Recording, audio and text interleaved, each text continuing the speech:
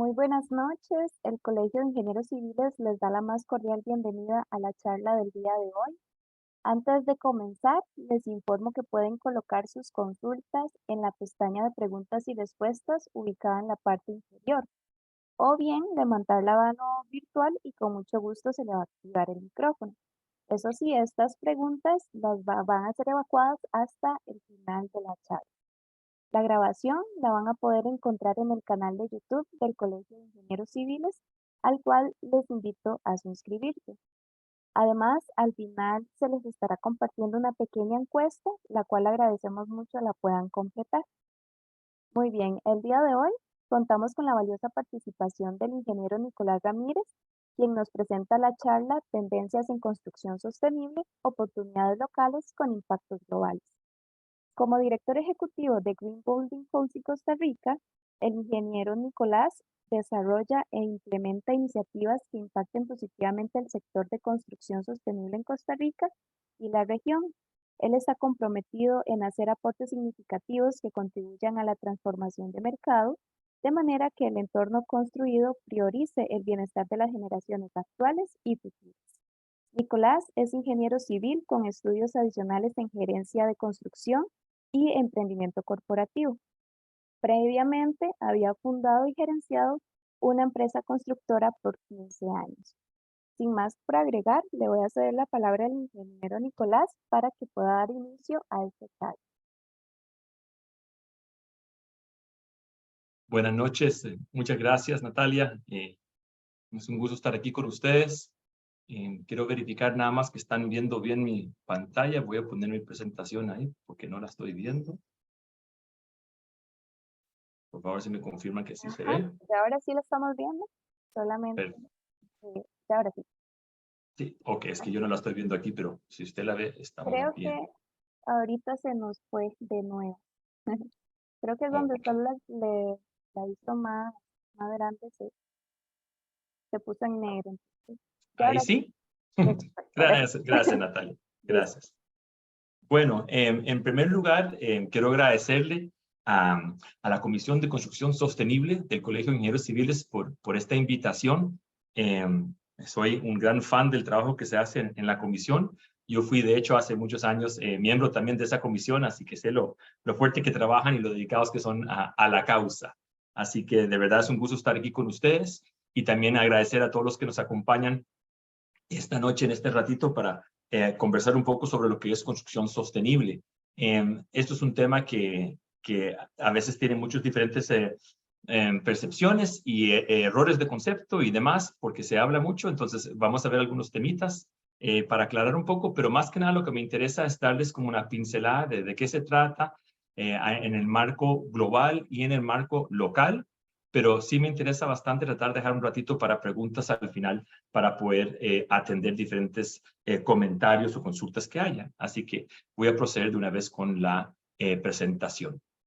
Entonces, primero que nada, para que sepan un poco de dónde somos, ¿verdad? Yo represento el Green Building Council de Costa Rica. El Green Building Council de Costa Rica es una asociación sin fines de lucro, ¿verdad? Y de hecho este año estamos cumpliendo 10 años, ¿verdad? Como asociación, como lo dice, nos regimos bajo el Reglamento de Asociaciones de Costa Rica y ese es nuestro marco jurídico, digámoslo así, ¿verdad? A ver, para que entiendan un poco, no quiero que se vuelva una presentación muy aburrida con misión y visión y demás, entonces con temas muy elevados corporativos, pero más que nada creo que aquí me gusta describir nuestro propósito en el sentido de dos paradigmas que luchamos día a día para cambiar, ¿verdad? Para actualizar. En primer sentido, es importante tomar en cuenta que nosotros como Green Building Council y como los otros Green Building Council alrededor del mundo lo ven, tratamos de plasmar la idea de que la construcción sostenible sirve para transformar la sociedad hacia la sostenibilidad y también que sea algo que sea para toda escala. En muchos lugares, y Latinoamérica no es la excepción, la construcción sostenible a veces tiene la connotación que es algo que solo es algo muy exclusivo para cierto presupuesto o para cierta envergadura de proyecto o lo que sea, y por ende se trae connotaciones que trae un sobrecosto muy fuerte y demás, ¿verdad? Nosotros abogamos día a día para transmitir las ideas de que la sostenibilidad es algo de todos, que todos podemos ser parte de la sostenibilidad. ¿verdad? En nuestros hogares, en nuestra escuela, sea pública o privada, en nuestras empresas, sea una micro, pyme o gran corporación, todos pueden ser sostenibles a sus escalas y hay soluciones para diferentes sectores. Entonces, eso es algo que nosotros queremos realmente calar y realmente que la sociedad vaya incorporando, que no hay que esperar a tener cierta cantidad de presupuesto para ahora sí puedo ser sostenible, ¿verdad? Y además que la gente amarre la idea de que la sostenibilidad conlleva ahorros y un buen manejo y buena administración de los recursos que se tienen. Entonces, eso es un paradigma que trabajamos, como les digo, día a día para ir cambiando y actualizando, ¿verdad? En otro sentido, en cuanto a lo que es la visión, aquí también lo que queremos también es que se entienda que la construcción sostenible, si lo quieres ver como un análisis, digamos, en línea de tiempo, que se considere todo lo que es la cadena de valor o el ciclo de vida del proyecto, ¿verdad? La mayoría de las personas, aún incluso cuando saben de construcción sostenible, se imaginan que es algo que ocurre únicamente en la etapa constructiva de un proyecto, es decir, cuando hay mamparas verdes, cuando hay bajo, cuando hay viejillos con casco y pala, tierra, polvo, ruido, todo eso ahí está ocurriendo, o ahí es cuando se implementan soluciones de construcción sostenible, ¿verdad? Y ese no es el caso, ¿verdad? Nosotros abogamos por hacer entender que desde que nace la necesidad de una necesidad que requiere un proyecto para solucionarlo, ya sea para el propietario, para el gobierno, para quien sea, cuando nace esa necesidad, a partir de ahí ya se debería estar incorporando estrategias, metodologías, soluciones de construcción sostenible, de forma que esto sea la única forma de construir. No es que hay construcción sostenible o tradicional, o construcción sostenible o otro tipo. Se debería construir de forma sostenible y punto. Entonces, ¿qué quiere decir eso? Cuando nace esa necesidad y se está armando un equipo de proyecto, se debería estar pensando de una forma, de una manera de construcción sostenible. Cuando se escoge el sitio, se debería estar pensando de una forma sostenible. Cuando se toma en cuenta cómo el proyecto va a afectar o ser afectado por la comunidad o su entorno, ya sea un entorno ambiental, social, como sea, cómo encaja todo eso. Entonces, eso es desde el puro inicio. Luego se va armando el equipo de proyectos, se van diseñando según las necesidades del proyecto, se va presupuestando y todo demás. Aquí va avanzando la vida del proyecto, siempre presente la construcción sostenible. Obviamente, cuando es la construcción en sí, la realización de la obra, digámoslo así, ahí hay construcción sostenible, hay muchos métodos y estrategias que se implementan. Pero también mucha gente que piensa que ahí se acaba, ¿verdad? Una vez que el proyecto está lindo, se limpió todo está bonito, se corta la cinta, se sacan las fotos, ahí no se acaba la construcción sostenible, porque ahora vienen a ocupar la edificación, ya sean estudiantes, residentes, personas que trabajan en una oficina, lo que sea el fin de ese proyecto va a ser ocupado por personas y esas personas van a ser sujetas a las condiciones de decisiones que se tomaron previamente desde el inicio, como le menciono.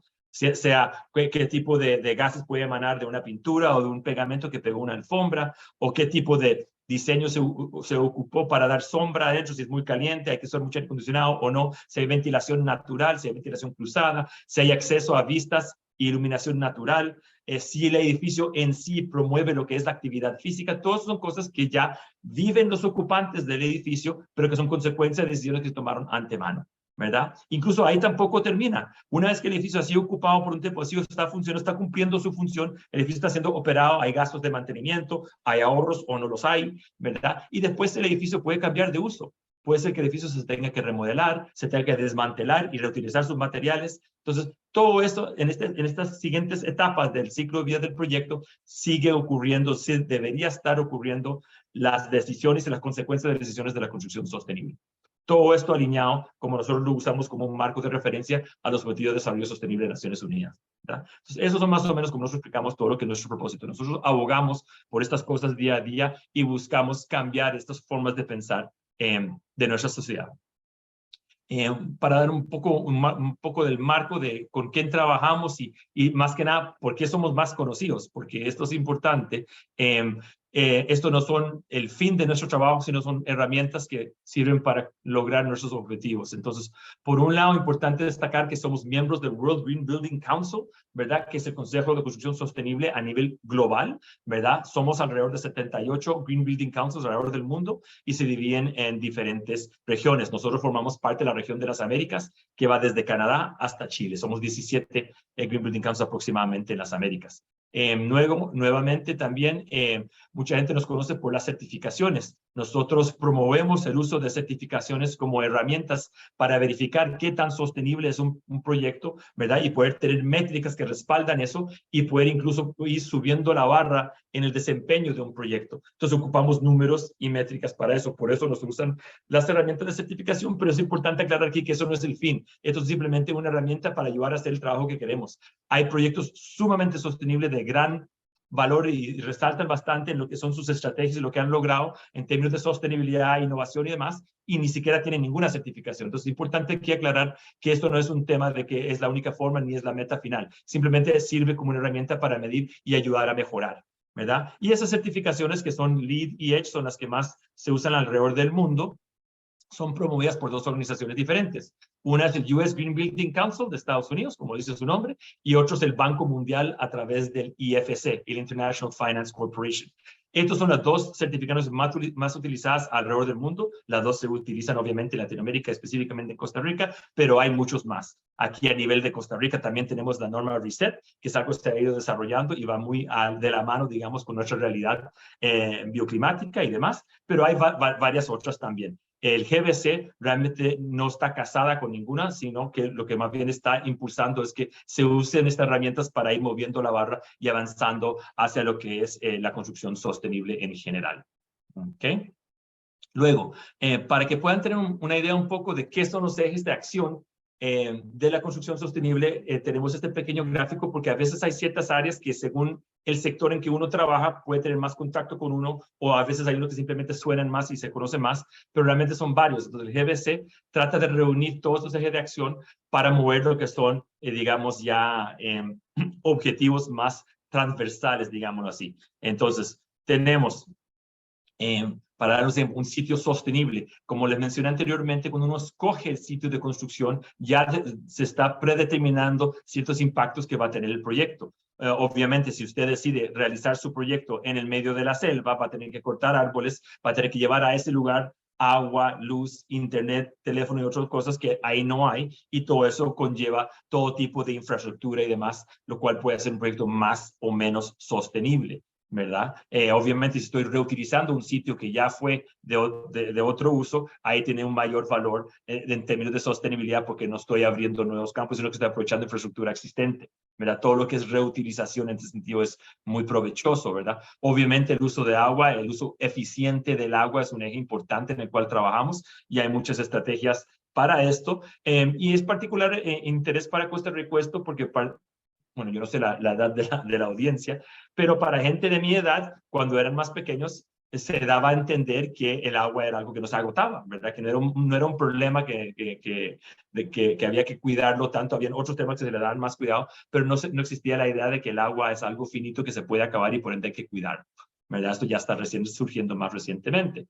Obviamente lo que son materiales y recursos naturales, ¿verdad? Y en esto entra no solamente la composición de los materiales, sino que de dónde vienen, ¿verdad? Si estamos consiguiendo un material local, un material renovable, si estamos aprovechando lo que son técnicas de construcción, digamos, vernaculares, ¿verdad? Que se adaptan a la zona, que estamos aprendiendo la experiencia de nuestros antepasados o no. Todo ese tipo de cosas entran aquí, ¿verdad? Y obviamente recursos naturales, como vamos a ver más adelante, es importante porque nuestro sector consume muchísimos recursos naturales.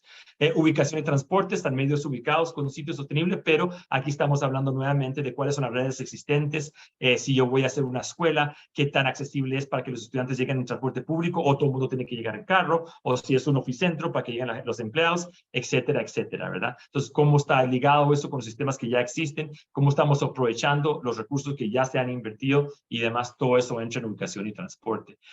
Ya les mencioné sistemas de certificación y para qué los usamos, ¿verdad? También educación y cultura. El Green Building Council se dedica muchísimo a concientizar y abogar por ciertos temas que son importantes para nosotros como país, ¿verdad? Trabajamos muy de la mano con el sector público, con el MINAE, con MIBA, ¿verdad? Con el INVU y varias municipalidades y demás para ayudar a apoyar a que se incentiven y se implementen estas estrategias, ¿verdad? También lo que es igual a lo que es educación a nivel de escuela pública y demás, se trabaja bastante. Como mencioné, la prioridad regional siempre es importante porque hoy en día en un mundo que tenemos tanto acceso a diferentes fuentes de información, podemos ver cosas en internet, en YouTube y aquí y allá, y desafortunadamente a veces queremos hacer lo que se llama un copy-paste, que por ejemplo hoy en la mañana vi un video sumamente interesante de un edificio que hicieron en Copenhague, entonces hoy en la tarde lo quiero aplicar a mi proyecto en Cartago, ¿verdad? Eso no funciona así. A veces hay estrategias, iniciativas que vale la pena analizar y ver cómo se pueden adaptar y si son provechosas para nosotros, pero el copiar ciegamente cosas de otros lugares y implementarlos aquí y esperar que funcionen de la misma forma es algo que no queremos enfatizar. Obviamente, buscamos una prioridad regional, que los temas más que nada tengan una relevancia regional, ¿verdad?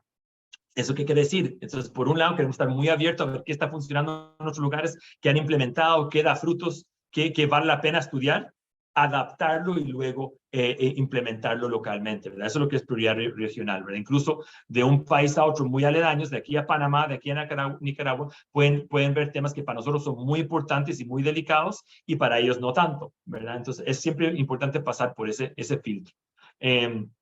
Bueno, como la mayoría de gente sabe, aunque no sepa mucho de construcción sostenible, se imaginan que es un sector o un área en que hay mucha innovación y diseño, ¿verdad? Y eso es muy cierto. Aquí las tecnologías, las estrategias, las plataformas y herramientas que existen están cambiando muy rápidamente, como es en general para toda la construcción, pero tal vez incluso aún más en este sector que hay tanta premura para ciertas soluciones, ¿verdad? Entonces siempre es algo que se busca bastante, siempre con el ojo, como mencioné anteriormente, tomando en cuenta la relevancia regional, pero ver qué hay innovación, qué hay en diseño y qué se puede implementar para ayudarnos. Obviamente lo que es el ambiente interno, la calidad de ambiente interno es un tema muy importante para lo que es la construcción sostenible. Esto se acentúa aún más en temas de la pandemia, cuando muchas personas que no están tan cercanas tal vez a lo que es el sector construcción o al sector, digamos, del entorno construido, se dieron cuenta que hay un enlace sumamente importante y sumamente delicado entre lo que es la salud del ser humano, el lugar donde trabaja o reside, ¿verdad? Y la sostenibilidad. Entonces, pudimos ver que definitivamente cuando hay ciertos lugares de trabajo o de residencia o de educación que no estaban adecuadamente diseñadas para brindar un ambiente seguro y sano para los ocupantes, se tenían que cerrar, ¿verdad? Y eso obviamente afecta a la economía. Entonces, entre lo que es entorno construido, economía y, y salud, hay un enlace muy fuerte que sigue hoy en día, ya se ha identificado muchos de lo que son esos puntos críticos y se busca para que en el diseño de las nuevas obras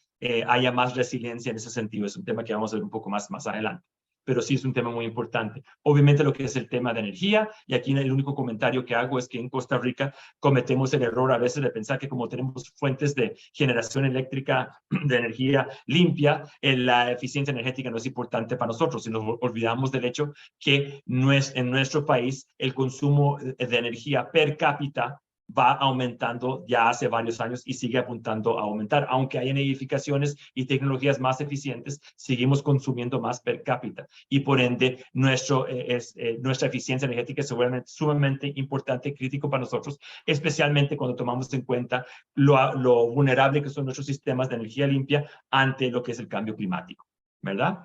Y de último, uno muy importante es el diseño integrado, ¿verdad? Aquí lo que se hace es invitar a que diferentes actores a lo largo del proceso, como yo le dije, no únicamente la etapa constructiva, sino que a lo largo del proceso de conceptualización, diseño, ejecución, ocupación, etcétera, siempre se estén tomando en cuenta los diferentes actores que son afectados por el proyecto, aunque sea voluntariamente o involuntariamente, ¿verdad? Y tomando en cuenta esas perspectivas para que el proyecto en sí sea de mayor valor para todos, ¿verdad? Entonces, estos son ejes de acción específicos, pero importante recordar que estos son ejes de acción específicos, ¿verdad? Aquí no es, por ejemplo, descarbonización, ¿verdad? O salud y bienestar. Estos son ejes transversales que se logran a través de diferentes combinaciones de estos ejes, ¿verdad? Entonces, se hacen diferentes, según el caso, según el proyecto, se buscan diferentes herramientas o componentes para lograr esos temas más macro, digámoslo así, ¿verdad? Entonces, eso es importante y ayuda a darse un poco idea de en qué áreas incide o se ejerce el Green Building Council de Costa Rica y la construcción sostenible en general,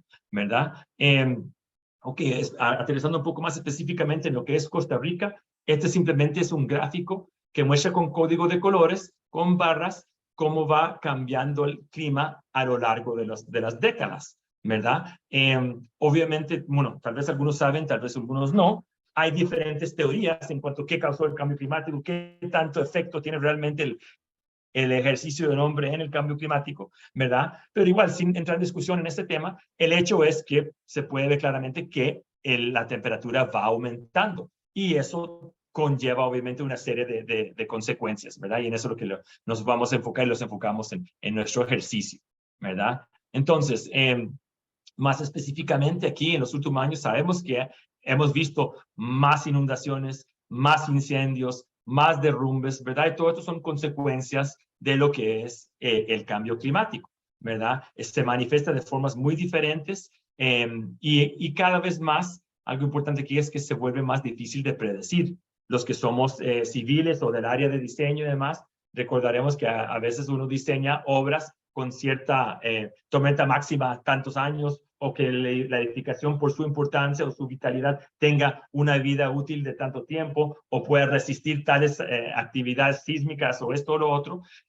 Y eso se vuelve cada vez más difícil de, ¿cómo se dice?, concebir o persuadir porque el tema es que ya está más impredecible el clima, ¿verdad? Entonces, aquí el tema de diseñar para resiliencia sin pasarse a hacer que un proyecto sea no factible por costo, porque lo hicimos tan resiliente, se vuelve una línea muy difícil de caminar para gente de nuestro sector, ¿verdad? Los profesionales de nuestro sector siempre tienen que cuidar, por un lado, lo que es el presupuesto y cumplir con las metas del proyecto, pero ahora con esos parámetros cambiantes, ¿verdad? Lo cual será un reto sumamente importante para el sector en general y obviamente para toda la sociedad, ¿verdad? Ok, entonces nada más no voy a aburrirlos con muchas definiciones. Esto es una que sí quiero que veamos porque es importante, porque como mencioné al inicio, a veces hay diferentes percepciones al respecto. Entonces, les voy a compartir lo que es la definición del World Green Building Council de un edificio sostenible. Leo para ustedes. Un edificio sostenible o verde es uno que, en su diseño, construcción u operación, reduce o elimina los impactos negativos y crea impactos positivos en nuestro clima y ambiente. Los edificios sostenibles ayudan a preservar los recursos naturales y mejorar nuestra salud, productividad y calidad de vida. ¿Ok? Entonces, obviamente hay diferentes definiciones. Esta es la que usa el World Green Building Council y nosotros como GBC no estamos obligados a utilizarla, pero nos gusta mucho, principalmente porque sentimos que se están atendiendo los tres pilares de la sostenibilidad, ¿verdad? Que es el tema, la arista, digamos así, ambiental, la social y la económica. Nosotros diferenciamos la construcción sostenible de la construcción ambiental, ¿verdad? En el sentido de que la construcción ambiental busca soluciones como prioridad todo el tema ambiental, que obviamente es muy válido, no le estamos quitando validez a eso, pero nosotros en nuestro ejercicio lo que buscamos es un balance en armonía entre lo que es el tema ambiental, social y económico. No que uno se promueva a costa de los otros dos, sino que realmente soluciones integrales, holísticas, que logren integrar esas tres cosas juntas. Porque sentimos que cuando a veces se le da mucha prioridad al económico a costa de lo social o al ambiental, ya hemos visto casos de que puede pasar eso con temas sociales y demás en otros países. Igual cuando se da prioridad a cualquiera de los realistas a costa de las otras dos, suelen suceder estas cosas. Entonces es importante para nosotros y más complejo, pero es importante buscar soluciones, estrategias, metodologías que logran promover y preservar la factibilidad de esas tres en armonía en un proyecto, en diferentes aspectos. Entonces, por ahí es donde vamos con el tema de la sostenibilidad. Para darles un poco más de idea de esto, como le mencioné al inicio, nosotros tratamos de usar como un marco, obviamente es algo muy amplio, pero usamos como un marco de ejercicio lo que son los Objetivos de Desarrollo Sostenible de Naciones Unidas, ¿verdad? Tal vez algunos ya los han visto, tal vez algunos trabajan en esto todos los días, tal vez algunos nunca lo han visto. Son 17 Objetivos de Desarrollo Sostenible las que plantea Naciones Unidas, ¿verdad? Y hay obviamente unos más enfocados que otros y dentro de esto, dentro de cada uno también se establecen ciertas metas, objetivos y demás, ¿verdad? No voy a entrar en mucho detalle en esto, pero lo que quiero que vean es que como nuestro sector, lo que es desarrollo de proyectos, construcción y demás, se puede ver amarrado en algunos de estos objetivos de desarrollo sostenible en las diferentes aristas que les mencioné, ¿verdad? Obviamente hay muchos traslapes y mucha sinergia y más bien eso es bueno cuando uno logra implementar una solución que está atendiendo varios de estos objetivos con una sola acción, uno sabe que va por buen camino, ¿verdad? No debería tratar de trabajar, enfocarse solo en uno, sino que ojalá cosas que puedan reunir, dar muchos frutos en diferentes áreas, ¿verdad? Entonces, en este sentido, volviendo a lo que le mencioné anteriormente, nosotros vemos la construcción sostenible como un movimiento que debería contemplar 3 pilares: el ambiente social, el ambiente ambiental y ambiente económico. Entonces, obviamente un tema fuerte para nosotros es la resiliencia, ¿verdad? Entonces, cuando estamos hablando de resiliencia en el entorno construido, enfocándonos principalmente en el bienestar de las personas, resaltan estos objetivos de desarrollo sostenible. Ahí pueden ver que hay 6, que son el 3, el 6, el 7, el 10, el 11 y el 17. ¿Verdad? No quiere decir que solamente eso van a hacer o solamente nos vamos a enfocar en esto simplemente para darnos cuenta y percibir que con ciertas soluciones, cuando estamos buscando el bienestar de las personas, se pueden atender varios de estos temas con una misma solución, ¿verdad? Y eso es lo que se busca, ¿verdad? Como le mencioné, tener varios de estos en uno. Les adelanto una vez, el 17 aparece en casi todos lados porque habla de las colaboraciones, ¿verdad? Entonces, ¿cómo se pueden colaborar diferentes entidades? Si se recuerdan que le mencioné de los ejes de acción, se busca lo que es un proceso de diseño integrado, que es integrar diferentes actores. Realmente eso es algo muy fuerte dentro de este movimiento. Buscamos integrar a diferentes personas que participan e incluso hacer un esfuerzo para integrar los que normalmente no son escuchados, ¿verdad? Que pueden ser los sectores más vulnerables de la sociedad, cuya voz normalmente no es tomada en cuenta. Es importante que esas personas estén en la mesa, ¿verdad? Y se esté tomando en cuenta su percepción también. Entonces, esto es lo que es el pilar de la parte social, ¿verdad? Tenemos también lo que es pensando en resiliencia en el entorno construido en cuanto a cambio climático. Y ese tal vez es algo más fácil para muchas personas visualizar, que todo el mundo ha visto paneles solares en su vida y todo el mundo sabe que esos andan por aquí y por ahí, son de mucho uso y demás. Pero obviamente también aquí, cuando estamos pensando en el tema de ambiente y el tema de cambio climático, hay ciertos ODS, Objetivos de Desarrollo Sostenible, que resaltan, ¿verdad? Cambio climático, que es el 13, lo que es industria, innovación, infraestructura, que es el 9, ¿verdad? Y lo que es el 7, que es energía limpia y asequible, ¿verdad? Eso es muy importante porque, como le mencioné al principio, de nada sirve una solución de energía muy limpia que nadie puede pagar, ¿verdad? El punto es que sea accesible para todos, ¿verdad? Y cuando decimos todos, nuevamente, no pensemos solamente en sector civil, o sea, todos en todos los estratos sociales, pero también todos en términos de negocios, que sea accesible para una microempresa, para una pyme, ¿verdad? Para una ONG, para la escuela pública, para todos. Entonces, en ese sentido, siempre hay ciertos ODS que resaltan donde podemos movernos un poco. Repito, esto no son para nada listas limitantes ni definitivas, simplemente es para dar una idea de cuáles son las que más surgen cuando estamos pensando en soluciones de construcción sostenible según esos 3 pilares, ¿verdad? Ahí nuevamente pueden ver está el 17 que casi nunca falta, ¿verdad? Luego, también podemos ver cómo está el tercer pilar que le mencioné, que era social, ambiental y económico, nuevamente por lo mismo, porque no nos sirven soluciones que sean muy buenas para el ambiente y muy buenas para la sociedad, pero que hagan colapsar las economías, porque sabemos que si colapsan las economías, las personas no están bien y por ende el ambiente también. Entonces, todo eso está ligado. Como les mencioné, tiene que haber soluciones, se buscan soluciones que integren estos temas y se puedan traer implementación holística que puedan manejar en armonía esos 3, ¿verdad? Puede haber más énfasis en uno que el otro, pero que no sea a costa de los otros 2, ¿verdad? Entonces, en cuanto a economías, entonces, obviamente, como ver lo que es el objetivo de desarrollo sostenible número 8, que habla de trabajo decente, ¿verdad? Trabajo, perdón, trabajo digno, como se dice también, y lo que es crecimiento económico, ¿verdad? Aquí no se sataniza, el crecimiento económico es algo bueno, siempre y cuando se hace en armonía con el aspecto social y el aspecto ambiental, no a costa de uno o los 2 de los otros, ¿verdad? Tenemos también el número 12, que es un consumo y producción responsable. Aquí entra todo el tema de economía circular, que tal vez algunos han escuchado.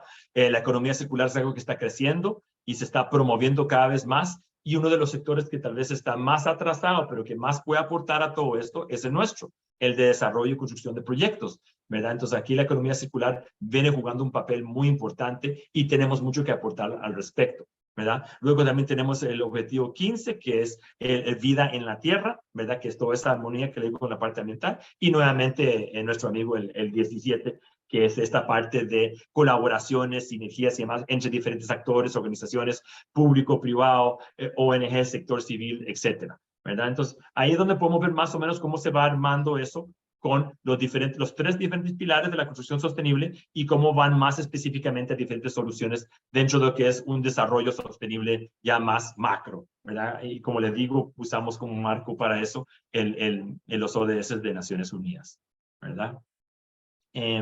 Ok, ahora, ahí ya hemos pintado un poco la idea bueno, ya tienen son expertos en qué es el GBC.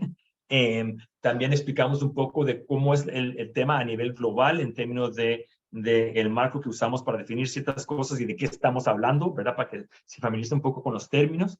Y ahora quiero darles algunos datos ya específicamente aterrizando en lo que es nuestro sector, ¿verdad? El sector construcción o entorno construido, como lo quieras decir, tiene ciertas estadísticas muy importantes, ¿verdad? Esto es nuestra incidencia en lo que es el calentamiento rural, emisiones, todo lo que quieras ver de ese aspecto, ¿verdad? Hay diferentes estudios alrededor del mundo que han colocado el aporte del sector construido a lo que es el consumo energético entre 36% y 40%.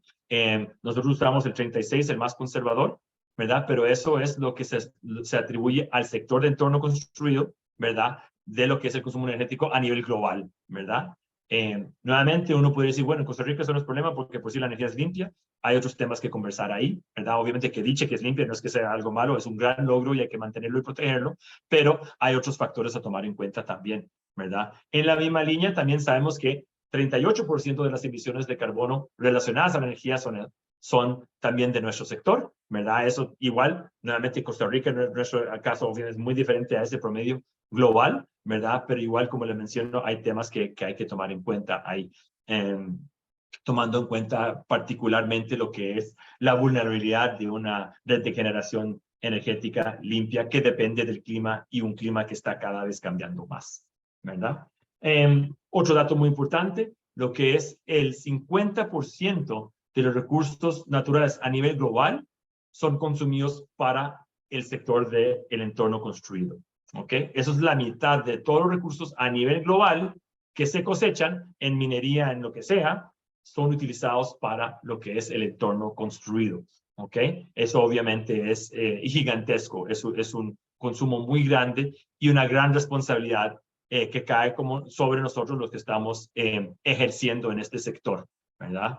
Ahora, aquí hay un par de datos interesantes. Existen dos fenómenos a nivel global muy importantes a destacar, que son, por un lado, el crecimiento de población, ¿verdad? Que todo el mundo ya ha escuchado, la población va creciendo, obviamente, exponencialmente, y lo que es la urbanización. El fenómeno de la urbanización no es como una urbanización que lo conocemos aquí en Costa Rica, que se llama un lugar donde la gente vive, ¿verdad? El fenómeno de la urbanización a nivel global, cuando se habla en estos términos, se refiere al fenómeno por el cual las personas cada vez más están migrando de las zonas rurales a las ciudades, formando cada vez más megaciudades.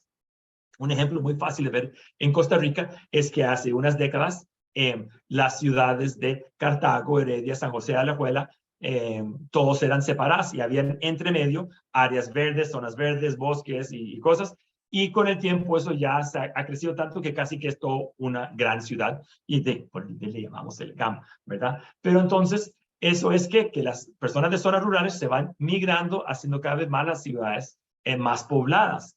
Por ende, la importancia de tener ciudades densas, compactas, bien diseñadas, ¿verdad? Para que haya un sabio uso, un sabio uso de los recursos. Sino porque la carga que estas ciudades ponen sobre lo que es energía, consumo de agua y demás, son enormes, ¿verdad? Entonces, esas cosas hay que planificarlas y ejecutarlas bien.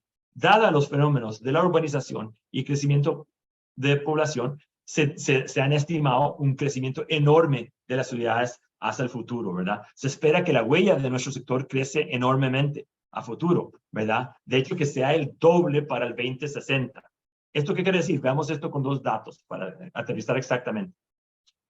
Esto ya se ha confirmado por varios estudios a nivel global, ¿verdad? Y se ha calculado que, repito, a nivel global, estos son datos únicamente de Costa Rica, a nivel global, la infraestructura que existe hoy, bueno, estos a finales del 2021 salieron estos estudios, la infraestructura que existe hoy es el 25% de la infraestructura que se ocupará en el 2050. ¿Ok? Entonces, tenemos un cuarto, todo lo que existe hoy es un cuarto de lo que ocuparemos en el 2050, ¿verdad? Entonces, eso se puede imaginar que es una enorme cantidad de infraestructura que hay que construir para no tener mayor déficit, ¿verdad? Estamos hablando de infraestructura, obviamente, puentes, calles, alcantarilla, ¿no? Redes de distribución eléctrica, todo lo demás. Si lo vemos meramente en lo que es portfolio de edificaciones, ¿verdad? Lo que existe hoy es la mitad de lo que ocuparemos en el 2060, ¿verdad? Entonces, disculpe, en 37 años básicamente ocupamos duplicar la huella de edificaciones que tenemos hoy en día. Obviamente esto para una realidad como la nuestra en Costa Rica, tomando en cuenta cómo funcionan las licitaciones, los carteles, todo lo que es la burocracia, el financiamiento que hay disponible, todas esas cosas hacen que eso se vea como una tarea virtualmente imposible. Pero eso es la realidad, eso es lo que se necesita.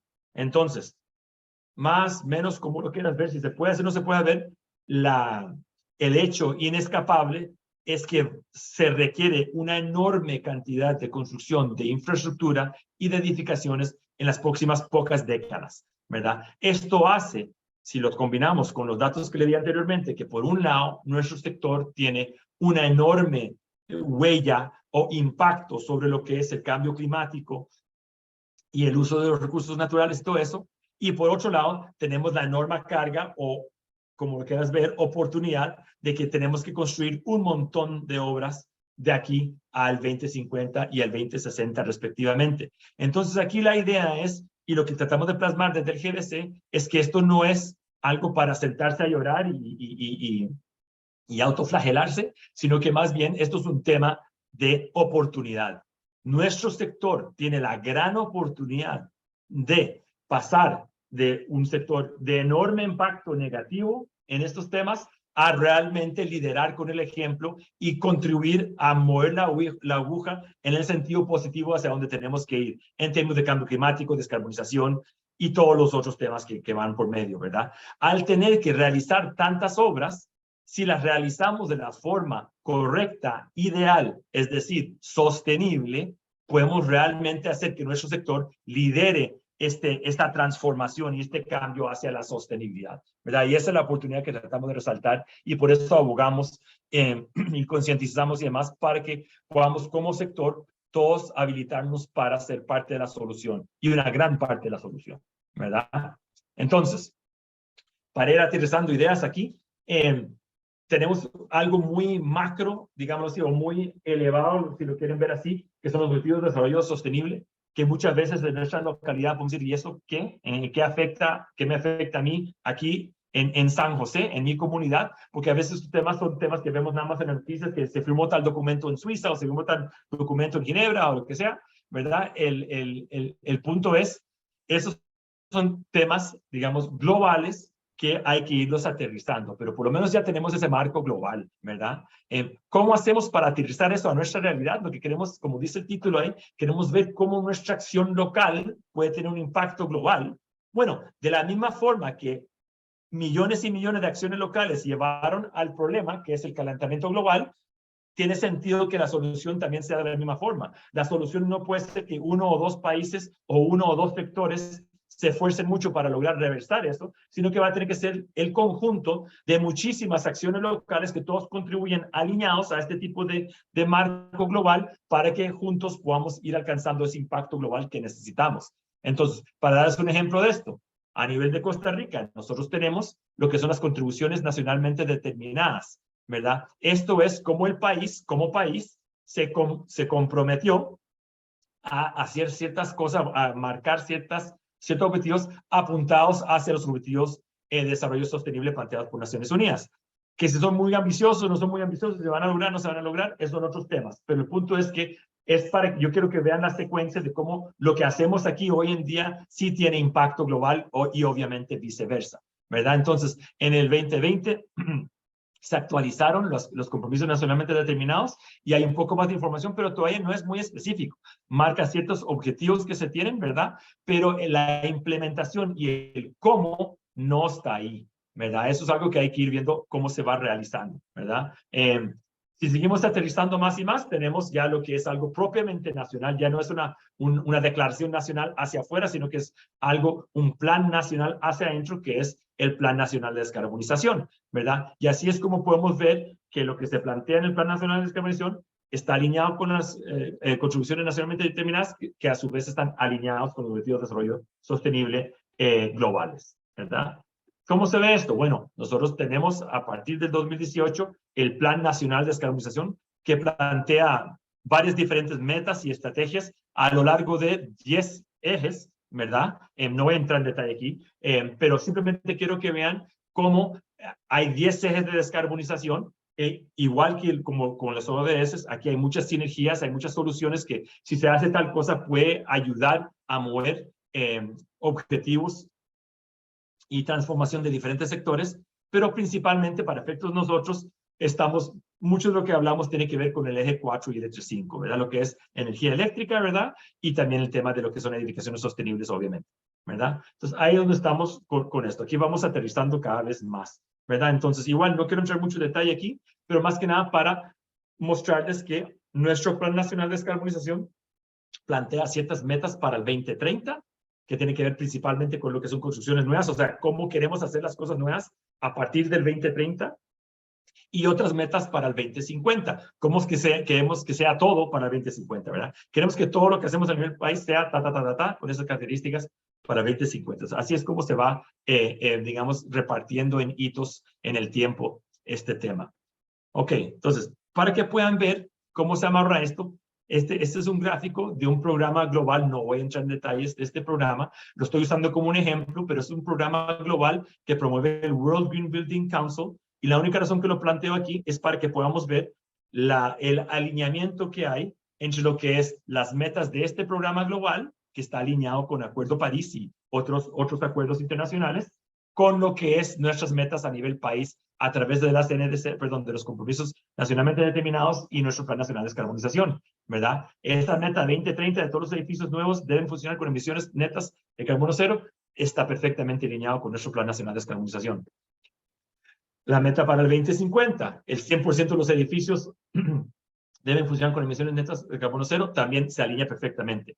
¿Cómo se va a lograr eso? Eso no está plasmado, ¿verdad? Y eso es de los grandes retos que tenemos. Pero nada más pongo el ejercicio para que puedan ver que efectivamente hay lineamiento. Y así es como se está planteando en la mayoría de los países alrededor del mundo que están buscando alinearse con esto, es cómo lo que hacemos a nivel local puede alinearse y contribuir a metas globales que tenemos, ¿verdad? Nuestras acciones locales alineadas a metas globales. Eso es la solución o la avenida que la mayoría de los países y localidades han decidido tratar de avanzar, ¿verdad? Entonces, con eso demuestro nuevamente que podemos ver este enlace entre el macro de global, lo que es ya declaración país hacia afuera, y después ya es metas país hacia adentro con Plan Nacional de Descarbonización, ¿verdad? Entonces, ¿qué implica todo esto? Bueno, nosotros estamos hablando de que cosas que queremos tener logradas, que queremos lograr ciertas metas para el 2050, ¿verdad? Que el 2050 tal cosa y para el 2030 tal otra. El tema que tenemos es que para muchas personas, para nuestro actuar y especialmente en economías emergentes, pasa mucho que estamos muy acostumbrados a ver a muy largo plazo, ¿verdad? Cuando hablamos de cuánto cuesta algo, vemos nada más el costo inicial. El perfecto ejemplo de esto en el sector nuestro puede ser los bombillos LED. Los bombillos LED cuestan bastante más que el bombillo incandescente que se usaba hace muy pocos años, que hoy en día ya casi no se usa, pero el tema es que rápidamente logramos aprender que lo que ese bombillo ahorra en costo energético y lo que dura más que el otro, que dura como un décimo del tiempo, nos damos cuenta que es una mejor compra el bombillo LED. Claro, cuesta más al principio, es más esfuerzo, pero el retorno de inversión, si lo queremos ver así, es mucho mayor y realmente vale la pena. Pues eso mismo pasa con muchas otras cosas. Entonces, lo que nosotros tenemos que tratar de lograr es traer al presente lo que queremos hacer para lograr cosas en el 2050. Si queremos lograr descarbonización en el 2050, no podemos empezar en el 2040, ¿verdad? No podemos, es muy poco tiempo, ¿verdad? Si queremos tener otras metas para el 2030, no podemos empezar en el 2029. Entonces, para hablar de dónde queremos estar en el 2030 y dónde queremos estar en el 2050, nosotros tenemos que empezar hoy. No podemos decir, sí, claro, para el 2050 vamos a estar ahí, entonces el 2049 vamos a hacer un super plan para que en un año logremos eso. ¿Verdad? Eso no va a suceder, eso no funciona así. Y los que conocen cómo funciona nuestro sector aquí en Costa Rica, solamente tenemos que ver la duración de gestión que hay para ciertos cambios importantes que han visto en nuestro sector y vemos que muchas veces dura mucho. Ojalá esos temas burocráticos y demás lo podemos ir mejorando, pero efectivamente nosotros necesitamos, para hacer grandes cambios, ocupamos empezar con tiempo. Ocupamos ver cuáles soluciones funcionan bien, cuáles no funcionan tan bien, replicar y escalar las que funcionan bien y desechar rápidamente y no gastar más recursos en ellos las que no sirven. ¿Verdad? Así es como vamos avanzando. Si no, no lo vamos a lograr. Y todo eso está amarrado en el tiempo. Si usted habla de sostenibilidad, obviamente hay un componente de tiempo. Es sostenible en el tiempo. No es sostenible para un momento o instante para sacar una foto. Es sostenible a lo largo de X tiempo. ¿Verdad? Y eso es lo que vamos buscando y recalcando día a día. Para ir cerrando, quiero nada más compartirles algunos datos aquí. Les pido disculpas que este gráfico no lo tengo en español. Esto es resultante de un estudio que se hizo el World Green Building Council en conjunto con una agencia internacional que se llama Dodge Data and Analytics, que son expertos en estadísticas y analizar estadísticas y demás.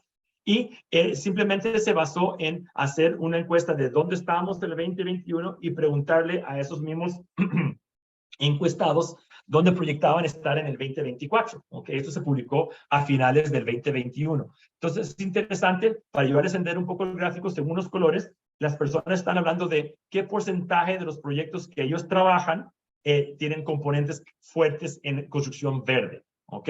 Entonces, en el 2021 pueden ver que 28% de los encuestados dijeron que más de 60% de sus proyectos tienen un alto componente verde.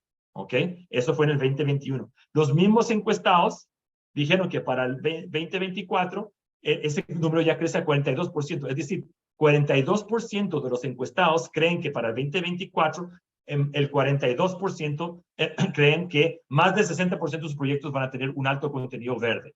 Entonces, pueden ver cómo los más pequeños, el anaranjado y el fucsia, se van reduciendo y los que están en el otro gama del extremo, que son de mayor contenido verde, van aumentando, ¿verdad? De 28 a 42 y de 16 a 20, ¿verdad? Entonces vemos cómo todas las personas, hay una cierta cantidad de proyectos que se ejecutan en el 2021 que tienen un alto contenido o alto enfoque, digámoslo así, o énfasis en construcción verde, y se ve como eso radicalmente se espera que cambie para el 2024. ¿Verdad? Entonces, esos son temas, indicadores que nos van diciendo que este sector va creciendo. Esto no es una tendencia o una moda, ¿verdad? Hay tendencias dentro del movimiento, pero el movimiento no es una tendencia, ¿verdad? Aquí se ve claramente cómo eso va sucediendo y esto también lo vamos viendo con otros datos, ¿verdad? No voy a entrar en mucho detalle aquí, pero obviamente el mercado está cambiando muy rápidamente porque hay ventajas para todos los actores. Para el desarrollador inversionista, obviamente hay acceso a financiamiento verde, ¿verdad? En Costa Rica estamos un poco atrasados en esto, pero sí hay acceso y va a haber cada vez más, ¿verdad? Los activos mantienen el valor a lo largo del tiempo. Cuando se revende un proyecto con una certificación o con alto contenido sostenible versus uno tradicional, se ve que el valor es diferente, ¿verdad? Cuando son unidades para alquilar, ya sea en residencias o en oficinas, se ha comprobado que los índices de desocupación son mucho más bajos en proyectos certificados o de alto contenido sostenible. Entonces, ahí se ven ventajas para, por ejemplo, el desarrollo inversionista, para diseñadores y constructores también. Aquí hay verdadera oportunidad de hacer valor de ingeniería, no valor de ingeniería que se le llama actualmente en nuestro mercado a veces y simplemente es machetear precios, ¿verdad? Y otras cosas también, ¿verdad? Para el propietario ocupante también, obviamente, lo que son costos de operación son mucho más bajos, ¿verdad? Esto es bueno para el inquilino o para el propietario que sigue operando su propia edificación. Un ejemplo de esto para que sepan, la Caja, por ejemplo, que construye un hospital y lo tiene que operar por muchos años, pues obviamente para eso es sumamente importante saber cuáles son los gastos o ahorros en operación. Y también importante resaltar que cada vez más los seguros que se pagan por esos proyectos son menores porque hay menor riesgo, ¿verdad? Cuando hay más resiliencia ante temas climáticos y otros factores, los riesgos bajan y por ende los seguros que se pagan por esas propiedades también bajan, ¿verdad? Y hay otros datos más indirectos, pero igual cuantificables, ¿verdad? Que son como lo que es el desempeño, tanto en ámbito de trabajo como el desempeño académico. Ya se ha comprobado que en estas edificaciones es mayor y significativamente mayor. Y el último dato ahí, el último sector, tiene que ver con todo lo que son los que formulan políticas, ¿verdad? Ya sea a nivel local, de gobierno local, nacional, etcétera. Hay diferentes cosas que van haciendo más fácil y más implementable estas estrategias, ¿verdad? Entonces, nada más para ir cerrando, que me interesa dejar tiempo para preguntas. Esto nada más es un índice que lo sacamos actualizado el día de hoy. Queremos compartirles para que vean que, por ejemplo, lo que es la certificación LEED, esos son datos de Costa Rica, para que vean un poco en qué se distribuye, porque como todos saben, hay diferentes tipologías, ¿verdad? Aquí, muy importante destacar que LEED fue una certificación visualizada como algo muy difícil de aplicar fuera de Estados Unidos por muchos años, cuando recién nació, ¿verdad? Y de hecho no era una percepción, era difícil aplicarlo fuera de Estados Unidos. Ellos se han percatado de esto y a lo largo de ya de varios años vienen haciendo ciertos ajustes. Pero, por ejemplo, por muchos años, hasta muy recientemente, último 1 o 2 años, era muy difícil certificar residencias fuera de Estados Unidos, por ciertos requisitos que pedían, que ya se han cambiado, ¿verdad? Entonces, por eso menciono, por ejemplo, que residencias multifamiliares ven un porcentaje tan bajo de certificaciones aquí en Costa Rica, versus que en oficinas o en sector industrial tenemos índices tan altos. Pero eso es simplemente para que tengan una idea de la variación que hay entre las tipologías de edificaciones en cuanto a lo que es la certificación LEED. Esto va aumentando constantemente y cada vez hay más de estos proyectos. De hecho, vale destacar, creo que lo tengo aquí en este tablero, sí, efectivamente que hoy en día en Costa Rica hay 150 proyectos certificados LEED que representan más de 1 millón de metros cuadrados certificados. Como lo mencioné, la segunda certificación más utilizada alrededor del mundo, y igual utilizada en Latinoamérica y en Costa Rica, es la certificación EDGE, ¿verdad? Y esta tiene en Costa Rica 17 proyectos con creo que más que 45 subproyectos y ya más de 143,000 metros cuadrados. Entonces, esto no son cosas nuevas para Costa Rica, ni son cosas que no se pueden aplicar aquí. Aquí contamos con los profesionales, tanto en diseño como en construcción, como en consultoría, para implementar todas las medidas que hay de sostenibilidad, ¿verdad? Sea con certificación o sin certificación. Pero el punto es, lo que quiero dejarles claro es que esto no son cosas ajenas que tenemos que ir a preguntarle a alguien más cómo se hace y cómo lo hacemos aquí, sino que aquí hay profesionales sumamente capaces y expertos en estos temas. Entonces, eso es básicamente por ese lado. Les agradezco por su tiempo. Bueno, esto tengo ahí nada más es para que vean lo diverso que es la asociación del GBC. Tenemos personas de todo tipo de sectores y demás. Y habiendo dicho eso, paro aquí la presentación para ver si hay algunas preguntas o consultas o comentarios, con todo gusto. Don Nicolás, por acá tenemos unas consultas. Bueno, la primera dice que si la charla va a estar disponible para poder repasarla, y sí, esta charla va a estar disponible en el canal de YouTube del Colegio Civiles. Y tenemos una consulta de don Randall García. Dice, buenas noches, para los desechos de construcción, ¿cómo aplicar la sostenibilidad? ¿Cuál sería la mejor forma de tratarlo? Ok, muy buena pregunta, Randall. Sin volverse demasiado técnico y especialista en lo que es desechos y en general en sostenibilidad, es bueno siempre recordar unos principios muy, muy básicos de cuando nos enseñaban las 3 R's. Bueno, yo me crié fuera del país, pero a mí me enseñaban las 3 R's, que eran reducir, reutilizar y reciclar. Entonces, eso se aplica en todo. Entonces, el primer paso cuando estamos hablando de cómo manejar desechos de construcción, como cualquier otra cosa, es, primero que nada, pensar en cómo hacemos para tener la menor cantidad de desechos de construcción posible, ¿verdad? Ese es el primer paso. Estamos pensando en sostenible. Ojalá no tener ningún desecho de construcción. Eso es imposible, pero obviamente es la meta. ¿Cómo reducimos al máximo la cantidad de desechos de construcción para luego ya lidiar con un tema, con un problema o un tema más pequeño, digámoslo así? ¿A qué me refiero con eso? ¿Cómo reduces desechos? Bueno, en temas para darle un típico ejemplo, ¿verdad? Si se modulan bien los diseños y hay un diseño integrado, a veces se puede lograr, por ejemplo, que los tamaños de los recintos o los cortes o demás sean más alineados a los tamaños comerciales de que se venden láminas de gypsum o láminas de esto o cerámica o lo que sea, para darles un ejemplo muy sencillo. Entonces, en ese sentido, si tenemos menos desperdicio por default, ya vamos a tener menos desechos de construcción. Cuando estoy comprando, haciendo compras responsables, yo debería ver cómo viene empacado eso. ¿Trae más empaque de lo que se necesita o no?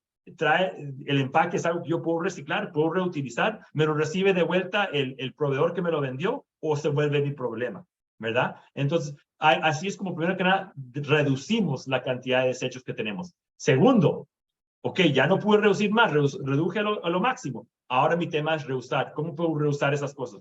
Ojo, para reusar no puedo mezclar todo en un gran balde y después esperar a hacer algo con esa cazuela o sopa de desechos. Por eso separamos, ¿verdad? Hoy en día ya se sabe que hay cosas valorizables, que hay ciertos metales que puedo mandar a chatarra y eso me pagan algo por recibirlo, por entregarlo. El vidrio, el cartón, son cosas que poco a poco hemos dado cuenta, hemos ido aprendiendo que esto no es basura o desecho, sino que estos son materias, ¿verdad? Estos materiales, esto es una gestión de materiales que yo ya no lo llamo basura, sino que es una materia que viene en otro formato. Entonces, ¿cómo le saco yo el jugo? Entonces, ahí me pongo a reusar. Un excelente ejemplo es que hoy en día en Costa Rica uno puede reciclar y reusar lo que son los escombros de concreto, ¿verdad? Hay empresas que venden este servicio y te lo pueden triturar a diferentes tamaños que usted ocupa según la granulometría y todo, y se puede reutilizar como una subbase, por ejemplo, ¿verdad? Entonces, eso es reutilización. Todavía ni siquiera estamos hablando de reciclar, ¿verdad? Y después de último es reciclar, ¿verdad? Y ojalá no comprar cosas o no utilizar en tu obra cosas que del todo no se pueden ni reducir, reusar, ni reciclar. Entonces se vuelve algo que ya es un problema que quedó para siempre, ¿verdad? Entonces eso es más o menos como yo recomiendo atacar el tema de desechos de construcción. Reducir, reusar y reciclar, ¿verdad? Eso es, obviamente, sin entrar en tecnicismo y temas muy específicos, eso es una estrategia general que se debe utilizar. Y para don Randall, si quiere más información, obviamente puede contactar al GBC y podemos ponerlo en contacto con personas expertos en estos temas, ¿verdad? Ok, por acá tenemos también una mano levantada de Christopher Álvarez. Le voy a activar el micrófono para ver si gusta hacer la consulta.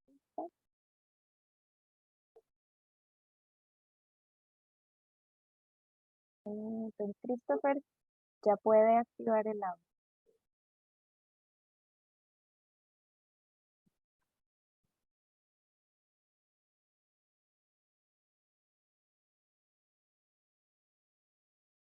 No escucho a don Parece, Christopher. no, yo tampoco lo escucho, creo que no. Bueno, mientras voy a leerle un comentario que por acá. Es anónimo, dice, me parece interesante conocer los temas de desarrollo e inversión, verdadero valor de la ingeniería, porque nos podría hacer más competitivos y generar valor en los proyectos, que a la misma vez genera mejor economía. Sí, definitivamente, eso es un muy buen comentario. Es algo que ya hemos visto en otros mercados. Aquí en Costa Rica ya está sucediendo, pero se ven tal vez más marcado digamos, la diferencia en competencia que esto marca en otros mercados.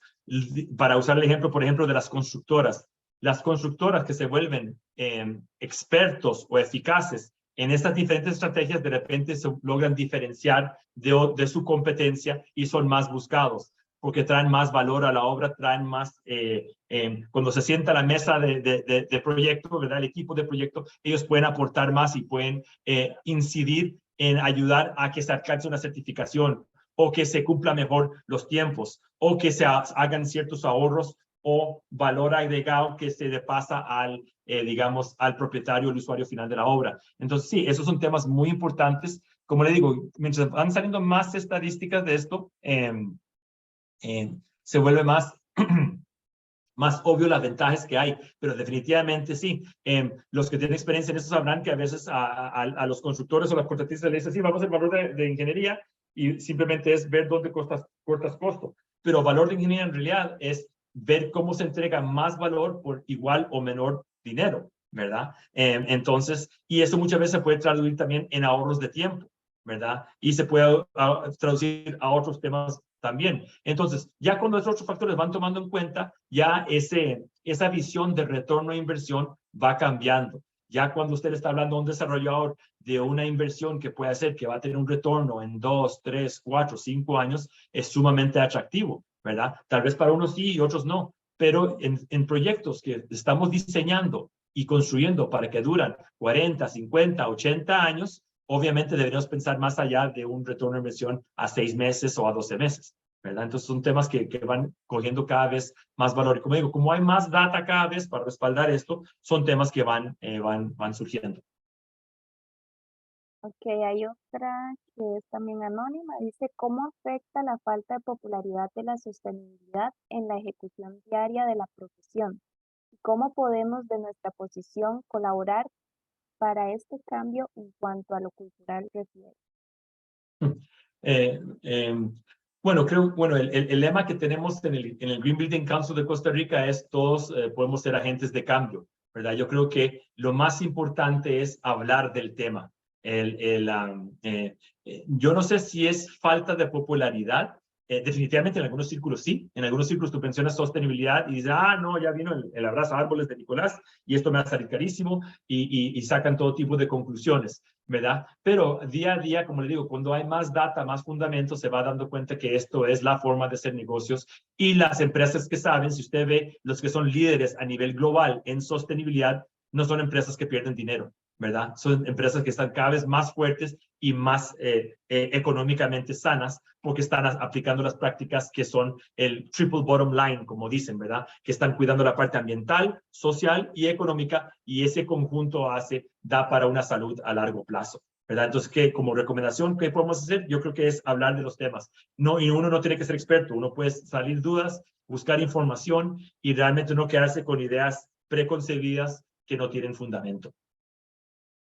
Ok, una última pregunta más de Rubén Alfredo Ulloa. Dice, ¿cómo se integra esta disciplina con la plataforma BIM? Con la plataforma BIM, Sí, ¿sí?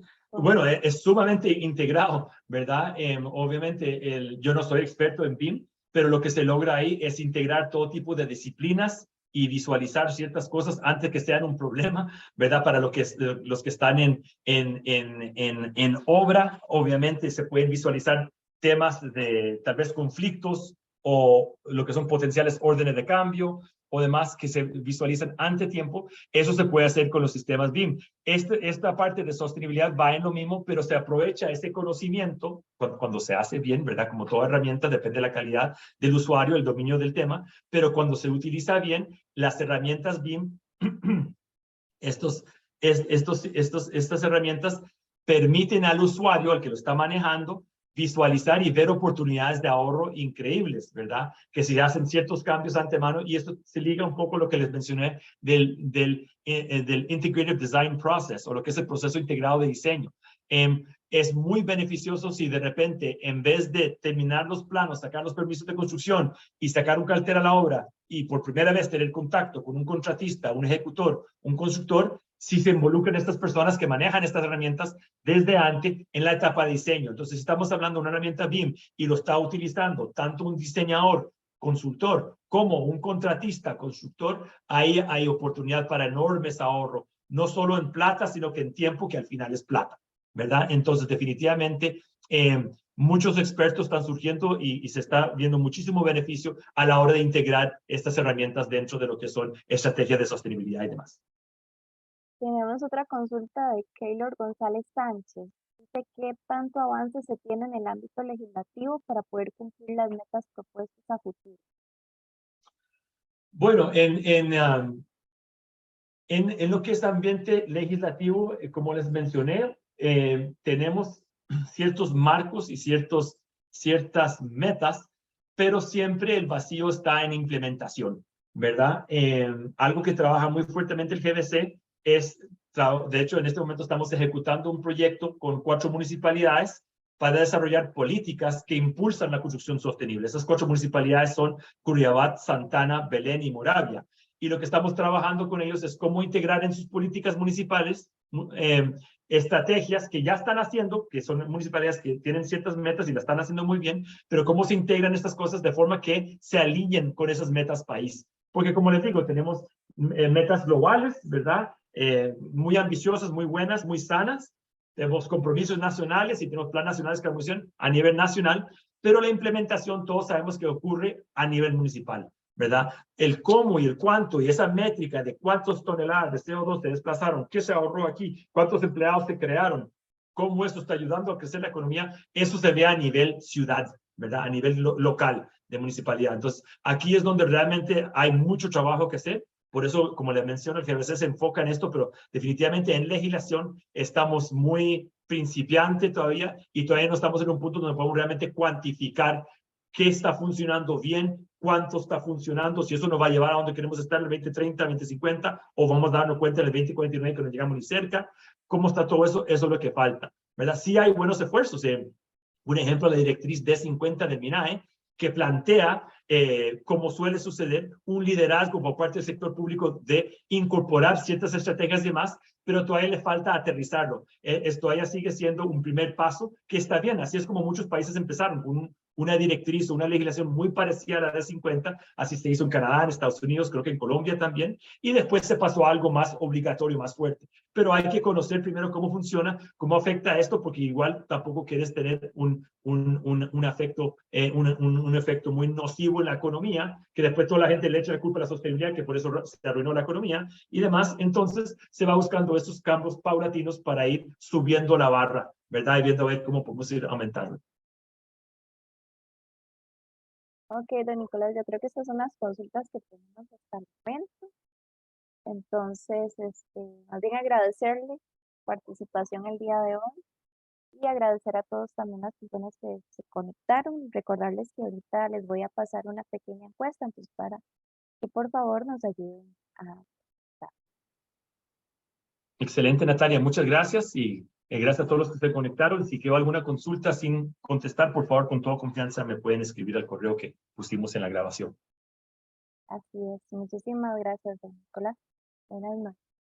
Buenas noches. Gracias a todos. Hasta luego. Hasta luego.